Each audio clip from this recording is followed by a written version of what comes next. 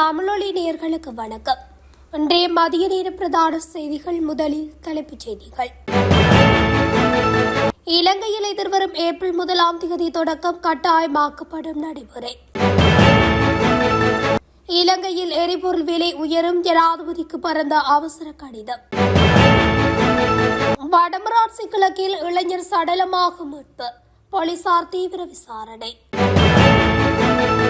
மினேரியாவில் கோர விபத்து, 10 பேர் வைத்தியசாலையில், ஒருவரின் நிலைமை கவலைக்கிடம்.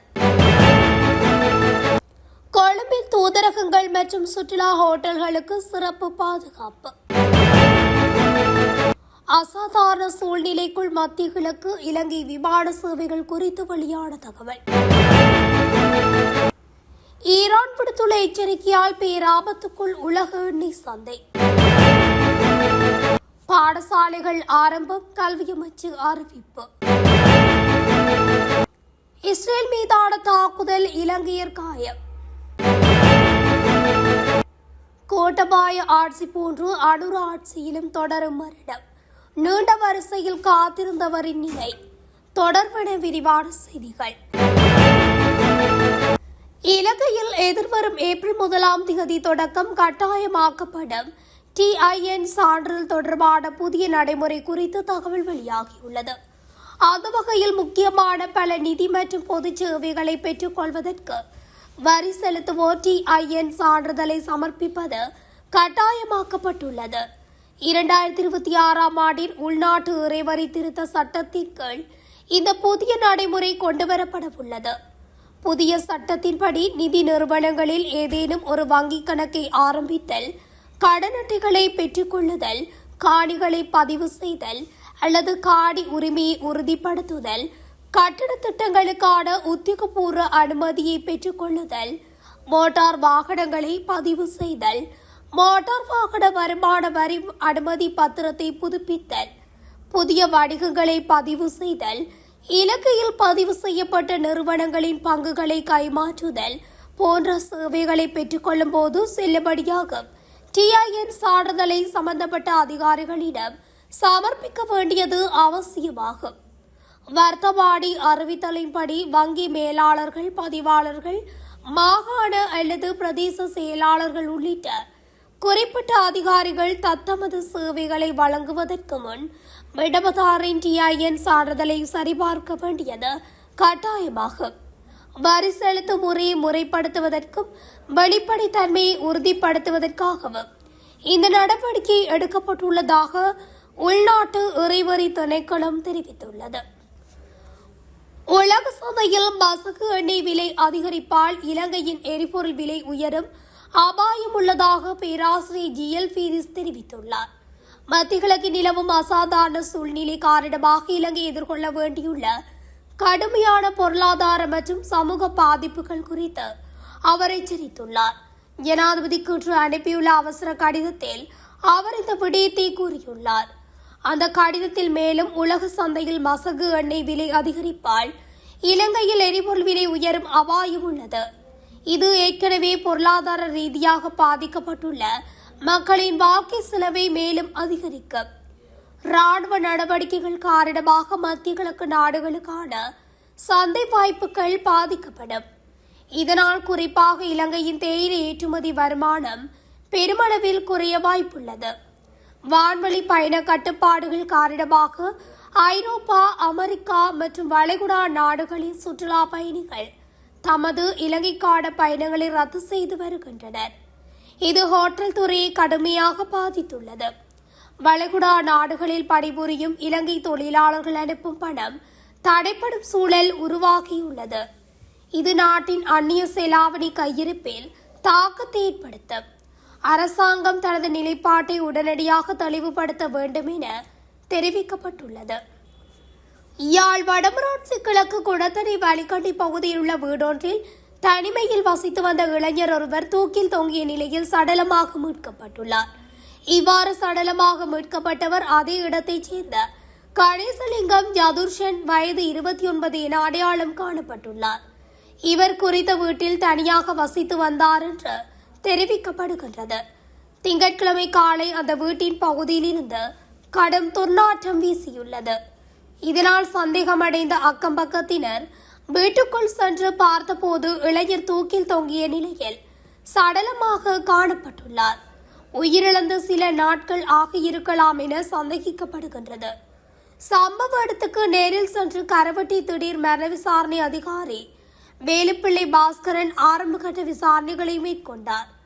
இதன் பின்னர் சடலத்தை பருத்தித்துறை ஆதார வைத்தியசாலையில் ஒப்படைக்குமாறும் முறையான பிரேத பரிசோதனை அறிக்கையை நீதிமன்றில் சமர்ப்பிக்குமாறும் மருதங்கேணி போலீசாருக்கு அவர் உத்தரவிட்டார். இந்த விபரீத முடிவுக்கான காரணம் இதுவரை கண்டறியப்படாத நிலையில் மருதங்கேணி போலீசார் தீவிர விசாரணைகளை முன்னெடுத்து வருகின்றனர். ஹாவரணி பொலனர்வை வீதியின் மென்னேரியா பகுதியில் பேருந்து உளவு இயந்திரத்துடன் மோதி விபத்திற்குள்ளாகியுள்ளது. இந்த சம்பவத்தில் சுமார் 10 பேர் வரையில் காயமடைந்து வைத்தியசாலையில் அனுமதிக்கப்பட்டுள்ளனர். ஆடை தொழிற்சாலை ஊழியர்கள் ஏற்றிச் சென்ற பேருந்தே விபத்திற்குள்ளாகியுள்ளதாக போலீசார் தெரிவித்துள்ளனர். விபத்தில் பேருந்தில் பயணித்த 7 பேர் உட்பட மொத்தம் 10 பேர் காயமடைந்து ஹாவரணி மற்றும் பொலனறுவை வைத்தியசாலைகளில் அனுமதிக்கப்பட்டுள்ளனர்.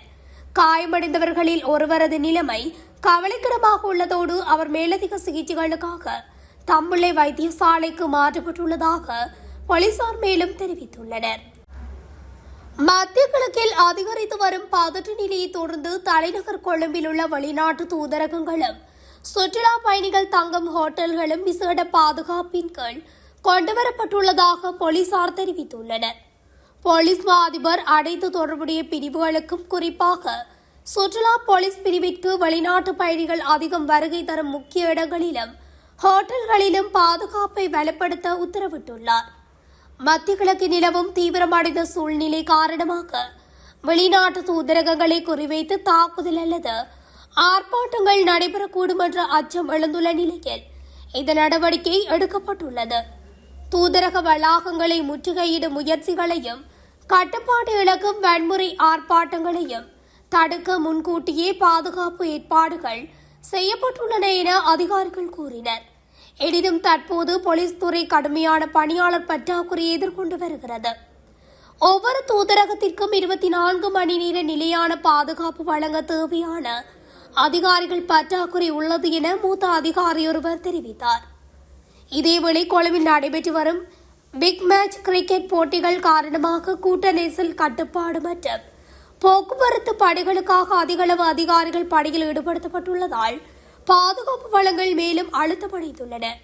ஆனால் கிரிக்கெட் போட்டிகள் முடிந்தவுடன் அரங்குகளில் பணியிருக்கும் அதிகாரிகளை தூதரகங்களும் சுற்றுலா ஹோட்டல்களும் சுற்றியுள்ள பாதுகாப்பு வலயங்களை பலப்படுத்த மாற்று பணியமர்த்தப்படும் என போலீசார் தெரிவித்துள்ளனர். இதற்கிடையில் ரோந்து பிரிவுகள் தூதரகங்கள் அமைந்துள்ள வலயங்களிலும் சுற்றுலா முக்கிய பகுதிகளிலும் பகலிரவு ரோந்து பணியில் ஈடுபட்டு பாதுகாப்பு மீறல்கள் ஏற்படாதவாறு கண்காணித்து வருகின்றன.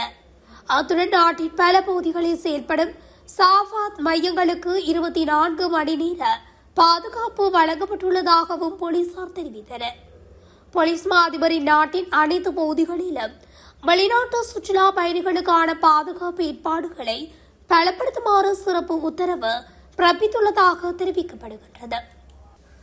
மத்திய கிழக்கில் ஏற்பட்டுள்ள போர்ச்சூழல் காரணமாக கட்டுநாயக்க விமான நிலையத்தில் இருந்து மத்திய கிழக்கு நாடுகளுக்கு பயணிக்கவிருந்த 57 விமான சேவைகள் இன்றைய தினமும் ரத்து செய்யப்பட்டுள்ளன. அதன்படி நாட்டில் இருந்து வெளியேற இருந்த 28 விமான பயணிகளும் நாட்டிற்கு வருகை தர இருந்த 29 விமான பயணிகளும் ரத்து செய்யப்பட்டுள்ளன. இதேவேளை நாளைய தினத்திலும் 4 விமான பயணங்கள் ரத்து செய்யப்பட்டுள்ளன. மத்திய கிழக்கிற்கு செல்லும் மற்றும் அங்கிருந்து வரும் விமானங்கள் அதேபோன்று அந்த பிராந்தியத்தினூடாக இனிய இடங்களுக்கு பயணிக்கும் விமானங்கள் தொடர்ந்தும் தற்காலிகமாக ரத்து செய்யப்பட்டுள்ளதாக இலங்கை சிவில் விமான போக்குவரத்து அதிகார சபையின் பணிப்பாளர் நாயகம் தெரிவித்துள்ளார். எவ்வாறாயினும் இன்று காலை சில விமான பயணங்கள் மாத்திரம் அந்த பிராந்தியத்தினூடாக பயணித்ததாக அவர் குறிப்பிட்டுள்ளார். ஹார்முஸ் நீரிணை வழியாக எவராவது நுழைய முயன்றால் அவர்கள் மீது தீ வைக்கப்படும் என ஈரான் உத்தியோகபூர்வமாக எச்சரித்துள்ளது. ஈரானின் இஸ்லாமிய புரட்சிகர காவல்படையின் தலைமை தளபதியின் ஆலோசகர் அந்நாட்டு அரசு தொலைக்காட்சியில் உரையாற்றும் போதே இந்த கடும் எச்சரிக்கையை விடுத்துள்ளார். ஹார்முஸ் நீரிணை தற்போது மூடப்பட்டுள்ளதை உறுதிப்படுத்திய அவர் விடுத்த எச்சரிக்கையில் எந்த ஒரு கப்பலும் இந்த பகுதிக்கு வரக்கூடாது, மீறி வந்தால் அவர்கள் எங்களது கடுமையான பதிலடியை சந்திக்க நேரிடும் என குறிப்பிட்டுள்ளார். அமெரிக்கர்கள் இந்த பிராந்தியத்தின் எண்ணெய் மீது தாகம் கொண்டுள்ளார்கள் என குற்றம் சாட்டிய அவர் இந்த பிராந்தியத்தில் உள்ள அமெரிக்காவின் அவர்களின் குழாய் இணைப்புகளை தாக்குவோம் என்றும் இங்கிருந்து எண்ணெய் ஏற்றுமதி செய்ய அனுமதிக்க மாட்டோம் என்றும் குறிப்பிட்டுள்ளார். உலகின் மிக முக்கியமான கப்பல் போக்குவரத்து பாதைகளில் ஒன்றான ஹார்முஸ் நீரிணை உலகளாவிய எண்ணெய் விநியோகத்தின் மிக முக்கியமான ஒரு பகுதியாகும். உலகின் 1/5 எண்ணெய் மற்றும் எரிவாயு இந்த குறுகிய கடல் பாதை வழியாகவே கொண்டு செல்லப்படுகின்றமை குறிப்பிடத்தக்கது. நாட்டில் உள்ள அரசு மற்றும் அரசு அங்கீகாரம் பெற்ற அனைத்து தனியார் பாடசாலைகளுக்குமான 2026 ஆண்டுக்கான முதலாம் தவணையின் 3ஆம் கட்டம் இன்று ஆரம்பமாகியுள்ளதாக கல்வி அமைச்சு அறிவித்துள்ளது.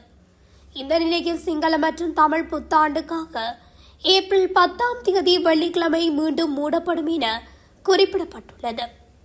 ஏப்ரல் 11 முதல் 19 வரை விடுமுறை வழங்கப்பட்டு ஏப்ரல் 20 வரை பாடசாலைகளை மீண்டும் திறப்பதற்கு திட்டமிடப்பட்டுள்ளது.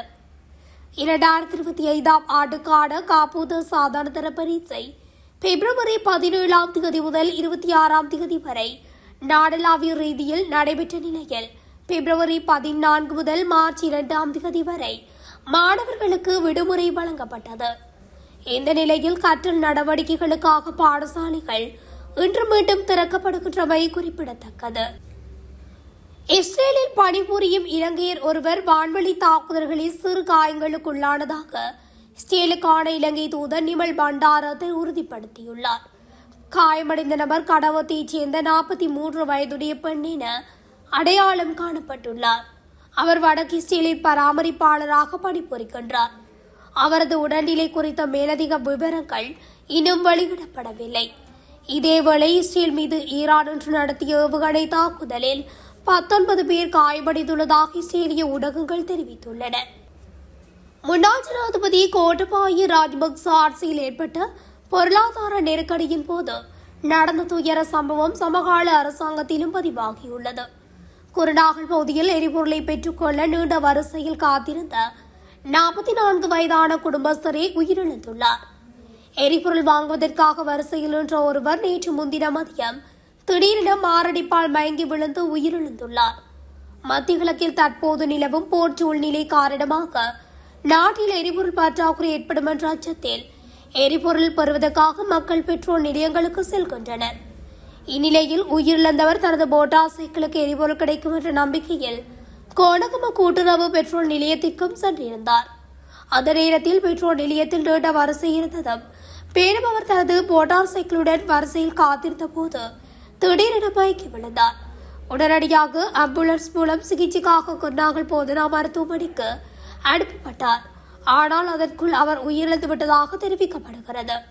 குருநாகல் போதனா மருத்துவமனையில் நடத்தப்பட்ட பிரேத பரிசோதனையில் அவரது மரணத்திற்கான காரணம் திடீர் மாரடைப்பு என்று தெரியவந்தது.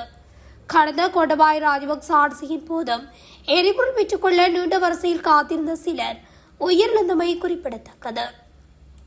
இத்துடன் தமிழொலியின் இன்றைய மதிய நேர பிரதான செய்திகள் நிறைவடைகின்றன. தொடர்ச்சியாக செய்திகளை அறிந்து கொள்ள தமிழொலி ஊடகத்துடன் இணைந்திருங்கள். நன்றி, வணக்கம். தமிழொலி ஒரே பார்வையில் இன்றைய செய்திகளை உடனுக்குடன் தெரிந்து கொள்ள தமிழொலி யூடியூப் தளத்தை சப்ஸ்கிரைப் செய்து இந்த வீடியோ பிடிச்சிருந்தா லைக் பண்ணுங்க, கமெண்ட் பண்ணுங்க, ஷேர் பண்ணுங்க. மறக்காம கீழே இருக்கிற பெல் ஐகானை கிளிக் பண்ணுங்க.